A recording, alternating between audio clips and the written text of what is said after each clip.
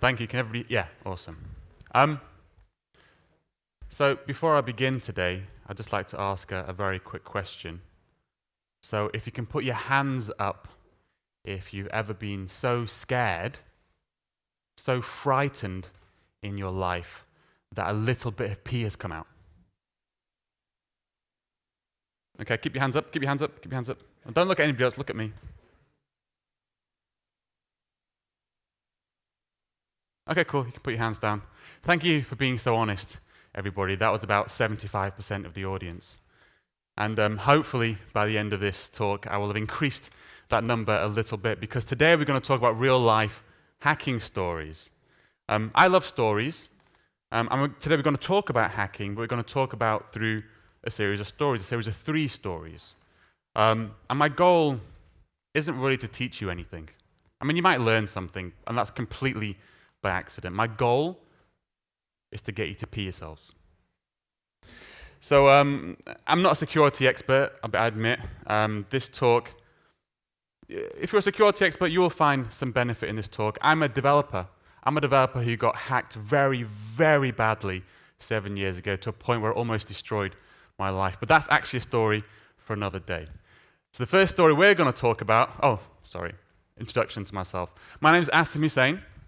You can find me on Twitter at JawAche, and I blog about JavaScript and Angular on my website, codecraft.tv. But I'm also something called a cloud developer advocate at Microsoft. So I work with the Azure team, and I'm kind of the conduit between developers like yourselves to the Azure developers and project managers. So if you've got any feedback or any questions or anything really nice you want to say about Azure, come speak to me. And if you've got anything horrible to say about Azure, just tweet it. It's all right.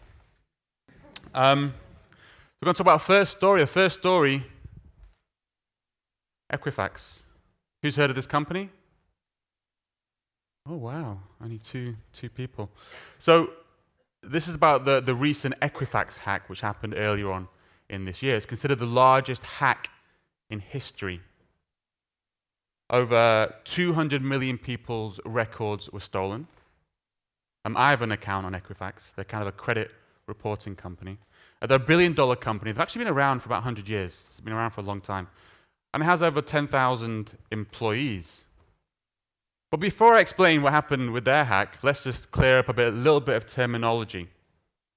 So just to make sure everybody's on the same page. So a vulnerability is a hole in your security. So, for instance, not using a firewall is just a vulnerability. That's all it is. An exploit is a tool or a piece of code or even just a sequence of manual commands which you run to take advantage of a vulnerability to do bad things. So who here has heard of the term zero-day exploit? Okay, fairly large number of the audience, not as many as people who peed themselves. But a zero-day exploit is one that no one knows about yet. It's a secret. You get the slide now. But once a zero-day exploit is found, perhaps a white hat hacker has told a company or discovered something, it's not really called a zero-day exploit anymore. Okay? You might call it a 1-day or a 30-day or a 6-month exploit. You don't really call it that, but you might think of it like that. Because essentially, once the vulnerability becomes known, then the companies or the maintainers of the software usually release a patch. And then, so the value of that exploit then goes down over time. The clock starts ticking. So how hard do you think it would be to get a hold of a zero-day exploit? It's pretty hard, right? You need to know the right people. You need to roll in the right circles. In fact, there was a report done, I think, this year, which analyzed a whole bunch of, obviously no one really knows, but they analyzed a whole bunch of evidence which seemed to suggest that a single zero-day exploit can cost as much as, or can be sold as much as $250,000 US. Okay? A good one. And actually you get paid, when you sell a zero-day exploit, you actually get paid in installments, only as long as that zero-day exploit remains unknown. So if that's about zero-day exploits, how hard do you think it would be to get hold of a 6-month exploit? One that's been in the public domain for 6 months. It's not very hard, right? In fact, it's really easy. You can just Google it. So there's loads of databases where you can find it. This is just one of them, ExploitDB. And I'm searching PHP. I go in there, scroll down, and you probably can't see, but we're still in 2017. Now, PHP is not very secure, just FYI. And if you click into it, this one, they'll all have different information, but this one just has kind of instructions for what you need to do to take advantage of that vulnerability as well. But, there's a lot of developers here in the audience, right? So how many of you have spent a whole day writing a script to automate something that maybe would have taken you a few minutes manually? We do this all the time, right? So why would we assume that hackers don't do the same thing? And of course they do, right? There's loads of tools out there to automate hacking. This is one, Metasploit. It's used by a lot of people, a lot of white hat hackers, pen testers and the like. And with Metasploit, you just point it at a website. It will scan it for vulnerabilities. And then it has a bunch of plugins with known exploits. So you can literally just hack a site automatically. Again, there's another article this year which said that 25% of all sites can be hacked automatically. Now, on the same day, I read another article that said 26% of all sites were WordPress. So maybe there's a connection there. So let's get back to Equifax. Did Equifax get hacked by a zero-day exploit? No. They got hacked through a known vulnerability in their web frame, which was Apache Struct, which is a Java-based web framework. That had already been fixed for 2 months. All they had to do to protect themselves, all they had to do was install an update. That's it. That's all they had to do. So, I know there's a few laughs in the audience, but the sad thing is this isn't actually that unusual at all. Snike, which is a node security firm, did an analyzed, I think, 1,792 data breaches in 2016 and found that 12 of the top 50 were just through known vulnerabilities. In fact, they did another report recently, just the other week, where they analyzed just a whole bunch of sites and found that 77% of them were using vulnerable JavaScript libraries. And they found that actually those libraries that they were using, the vulnerable JavaScript libraries, the versions of the vulnerable JavaScript libraries, on average had 1 to 5 years, had been fixed for 1 to 5 years. So the Apache Struts 2-month issue isn't actually that unusual. Okay, there's 77% of sites are using libraries with vulnerabilities that have already been fixed for at least a year. And because the reality is, when we release our websites, typically, the versions you ship your website with on day one in production is probably the same versions of the dependent libraries which you're using a year later. Okay? But there's things you can do. So if you use GitHub, they launched this 3 weeks ago now, I think. If you look in your Insights tab and in the dependency graph, yep, it will now show you, it can scan your package JSON and it can see all your dependencies and also see if the version of your dependency has a known vulnerability, so it kind of warns you. That's a nice little thing that they've added recently. Other things you can do is there's this tool called NSP from Node Security, which is kind of like a linter for your code. So it also examines like your package JSON and finds issues with versions of it which you can then go and investigate and fix. And if you're on Azure, which of course you all are. So if you're on Azure, we have something called the Azure Security Center. It does a bunch of things. It's kind of like a linter. One of the things it does is it's kind of like a linter for your architecture. So you can click a button, it'll examine how you've structured your application, and it can give you suggestions for what to do to improve security. But another thing it does, I think is the coolest thing it does, and as far as I'm aware, no one does this. When you actually look at the signals in your application, the web logs, the OS logs, the network logs, when you look at all those signals, of potential hacks. It's just a lot of mess. And if we alerted on each and every one of the things which look like it might be a hacking attempt, then you just get a load of emails and you ignore all of them. So what we did, we actually trained up an AI. We trained up an AI which can figure out patterns amongst those signals, traces through. So now, when you get alerted with the Azure Security Center, you can actually look and say, oh, we think you've had a hacking attempt, and this is how they got in. You can see the path through, which is really useful, actually, because then when you've got an attack, you know exactly how they got in, you can resolve it pretty quickly. So just to summarize the first story, it's not hard to hack you if you're using software with known vulnerabilities. It's not hard at all, I showed you, right? You can Google it, or you can use Metasploit, or whatever. And the evidence from reports suggests that a lot of us are using libraries with known vulnerabilities. 3/4 of this room is using libraries with known vulnerabilities. So get help. I always say make it somebody else's responsibility. Use tools like NSP, GitHub Dependency Graph is your security center. Because no one wants to be that guy. No one wants to be that guy sitting in front of the CTO, telling them that this startup that they've spent 10 years of their life building with blood and sweat and tears is now being destroyed because you couldn't be bothered installing a patch. Yeah. So, did I manage to scare any of you with this story? Not really. I think I made a mistake of putting too many solutions up there. I think that was the problem. Maybe the next story.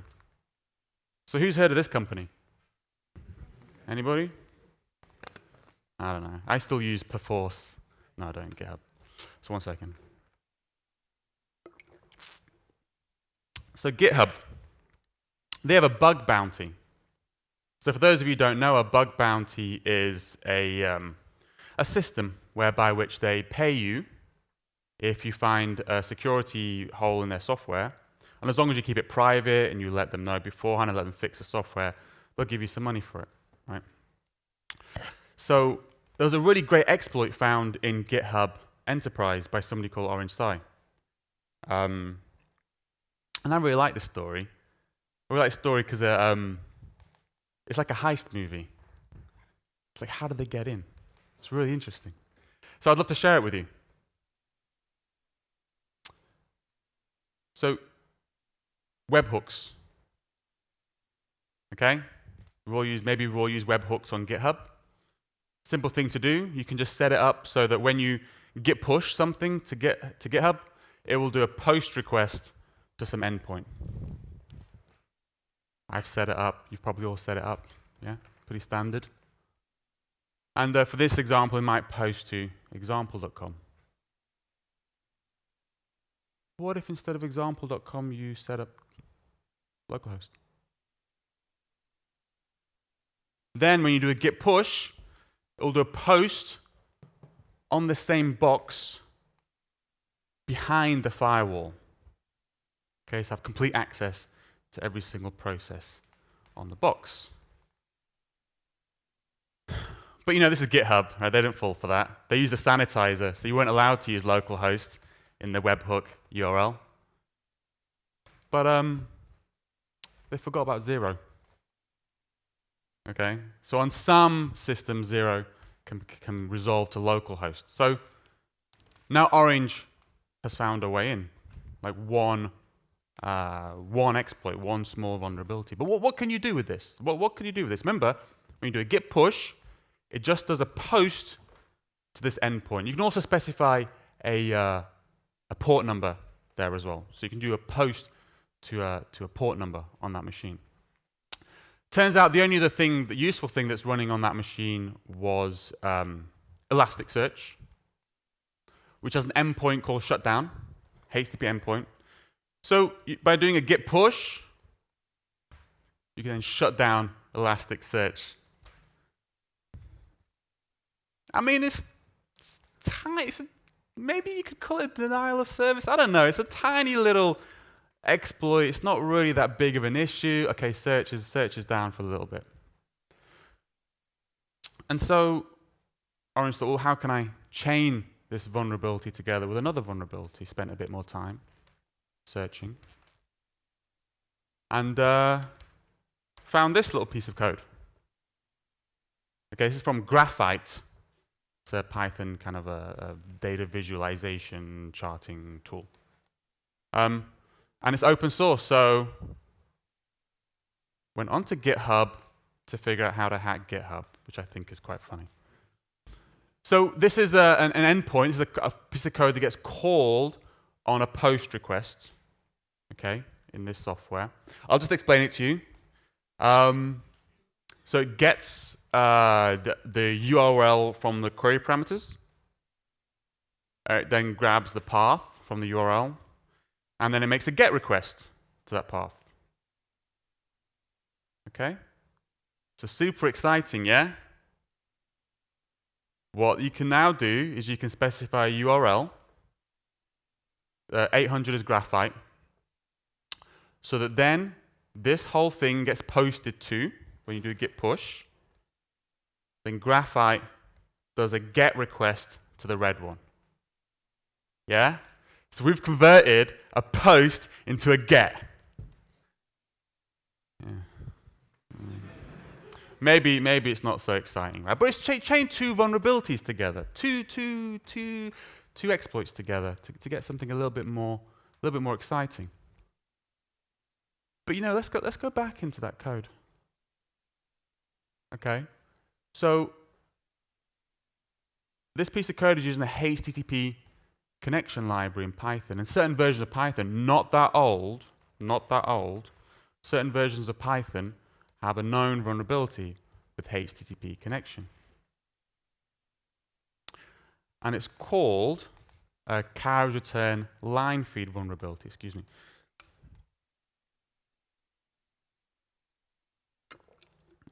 carriage return line feed injection vulnerability. Now, carriage return is \r, which is how you do line endings in Windows, and \n is new line in everything else. We don't care about everything else. But I have a MacBook, so I'm lying. But combining those two together is like a cross-platform way of doing line endings. And if you converted that to hex, you get this, ODOA. So now what happens when you make a GET request to this?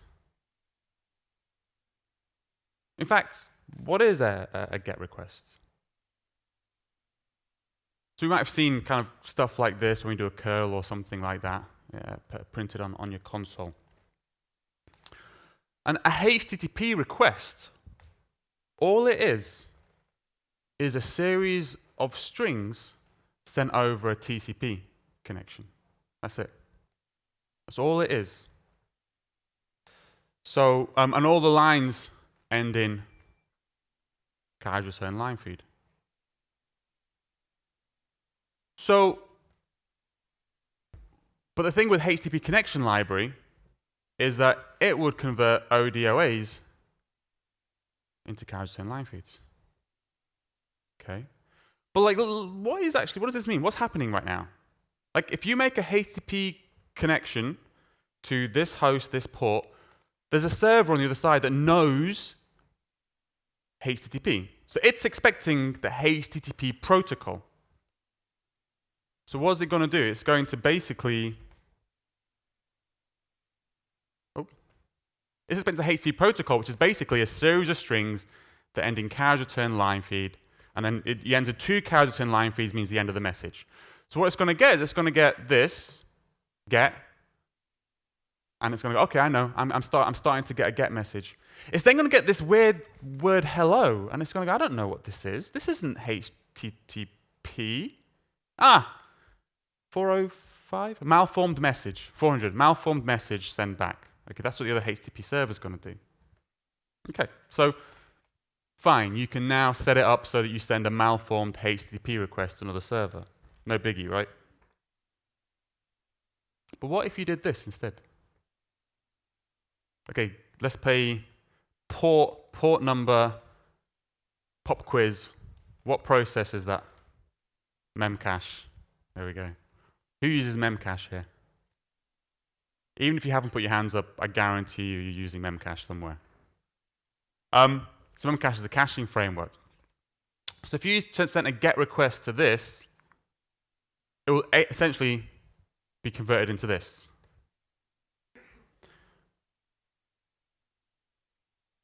But remember, we're not sending this to a HTTP server. We're sending this to Memcache. So what is Memcache going to do? What's Memcache going to see? Memcache is first going to get this weird string, and I don't know what that is. It's going to ignore it or send an error back. And then it's going to get this string, and it's going to go, oh, I know what this is. Oh, yeah, I understand. This is set the value data on the key, and this is kind of some timeout values. So it's going to go, oh, yeah, I understand. Then it's going to get this, and I don't know what this is. Get rid of it. I don't know what this is. Get rid of it. I don't know. Whatever. So as developers, we like to store things in Memcache. But we're developers, so we're all really lazy, of course, right? So we would then perhaps use libraries that serialize our data to store into Memcache. So what we would do is we'd take our code, our instance or something, I would serialize it, store it into Memcache. Then some point later on, when I need it, I will unserialize it and maybe execute some code based off of it. So I'm really happy. But I've just showed you that there's a way of changing what's in Memcache. So then I will then serialize, that you serialize your code, you store it into Memcache, then you unserialize your code and you execute it, but you're not executing your code. You're executing my code. But what can you do with that? What exactly can you do with that? So Orange then basically started taking a look at other things, and then by looking at the keys that are stored in Memcache, found this one. So sometimes when you use libraries to automatically serialize and deserialize objects, it will take the name of the class and put that in the key. So obviously this is one of the classes that the developers are using. Interesting first word, isn't it? Deprecated. So instance variable proxy, this is Ruby. Instance variable proxy was had a known vulnerability. They figured out had a known vulnerability. So what they did was, in future versions, they prepended it with deprecated, so that if you then wanted to use it, you actually have to type new deprecated instance variable proxy. You actually have to, as a developer, you had to commit. You couldn't pretend you didn't know. You had to actually write the word deprecated. So that's what they did. They wrote deprecated. But the vulnerability that it had is that if you serialize instance variable proxy, you can do it in such a way where deserializing it can execute a command. Just the act of deserializing it executes a command. Okay. So what does the end URL that Orange used, what does it look like? It looks like this. So it's 4 exploits chained together. This is the first one, the red one. Remember that? The git push. Everything was so innocent then, wasn't it? Okay, so that was the first post. And the second one is the get converted into the GET request. And then this is the setting stuff for the Memcache protocol, and this darker blue is the actual thing you're setting in Memcache. So the actual thing, you probably just to point out to, is this ID. So whatever you stick here is the command you're going to execute on the server. So use the ID command, which is a Linux command. So then, this is the video that Orange submitted. I thought it was quite funny. I'll just play it. So you go to profile. Yeah, go to repo, settings, hooks, add a webhook.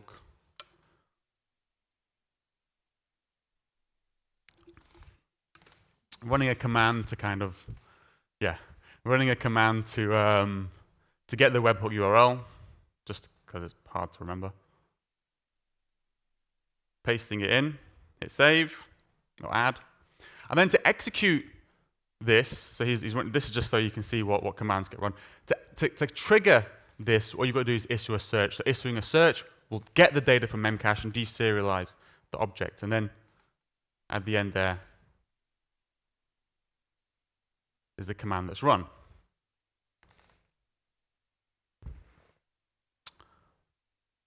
So what's the moral of this story? I love this story because it teaches you that big exploits come from smaller exploits. We like to think that when we're looking at our applications that our attacks are going to come in through one really obvious hole in our security, and of course we'll be able to see it. But look at it. I think most of this stuff was not even in GitHub software. It was in third-party libraries and other things. So it's all about chaining smaller vulnerabilities together to get one big exploit. How are you feeling now?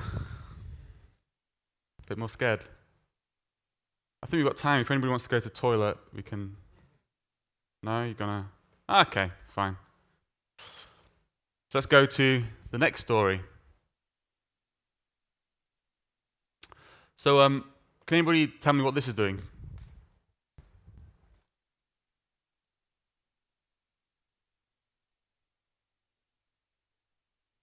That's exactly what it's doing, yes. So it's taking your environment variables and it's just turning it into a base 64 string. Now what's the rest of this code doing? So I seem to be taking those environment variables and isn't this my website? Oh, and I'm posting it to my website. What if I told you I could make you run this code on your server? Yeah? Do you believe me? Actually, how many of you store important stuff in your environment variables? Connection strings, there we go. Connection strings or passwords or usernames. Everybody who didn't put their hands up is probably hard coding that stuff in their script files. And the other half are obviously using the Azure Key Vault. But let's figure out let's just see what the rest of this file. So it's called a file called package setup.js. Does that make you a little bit more worried? What about this? Maybe you can see what it is. It's actually a node module. It's an npm module. So kind of for those of you who are not JavaScript developers, it's a package which you can just install with npm install. If you're using Python, it's the same as pip install or Maven or the bunch of other package management solutions in the world. Essentially, it's a package that you can distribute. So I'm basically saying I can make you run this code in your server. Run my package in your server. And I know what you're thinking. You're probably thinking, okay, Asim, fine. If we installed your module in my application, then, okay, fine. We'll be sending you our environment variables. But why would I ever install your package in my application, Asim? When I saw this like a couple of months ago, it's quite an interesting tweet. So essentially, it turns out that somebody had posted or reposted an npm module by Kent Dodds. And in fact, what they did was this. So cross-env with the hyphen is the real one. Cross-env without the hyphen is the fake one. All they did was take exactly the same code, add a little bit of code in the package setup script, and publish it on npm just without the hyphen. And it's actually really common. It's called typo squatting. At a talk in PyCon a couple of weeks ago, and the same thing happens in Python modules all the time. You can just, believe it or not, you can just publish whatever package name that you want. But if you think about it, when you're running npm install or pip install or any of these things, what are you doing? You're giving somebody else, somebody you've never met, the ability to run code as if it was you. But we do it all the time. All the time.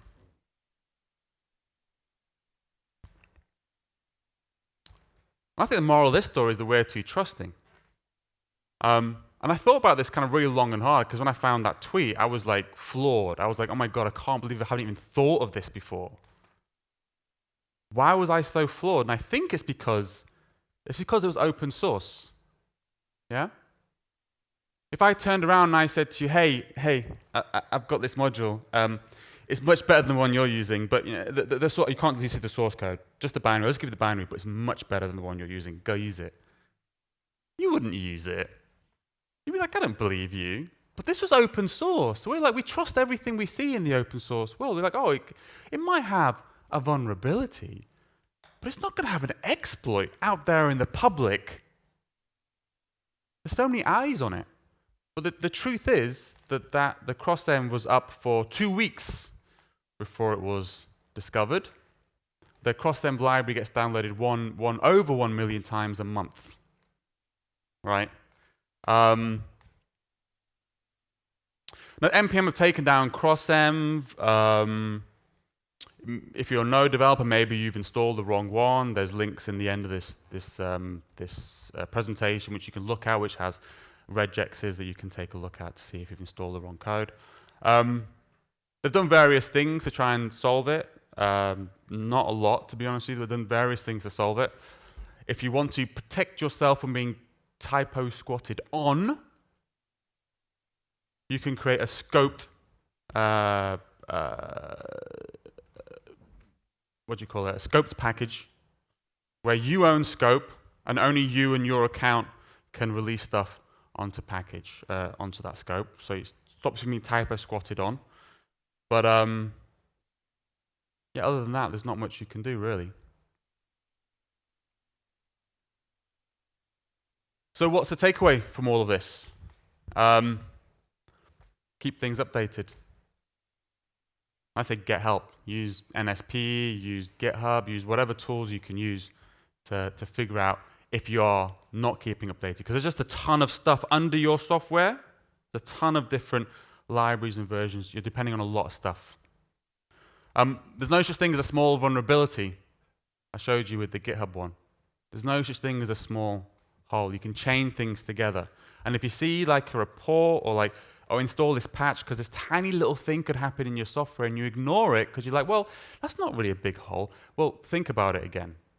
Think about how you can chain things together in clever, unique ways. So fix it.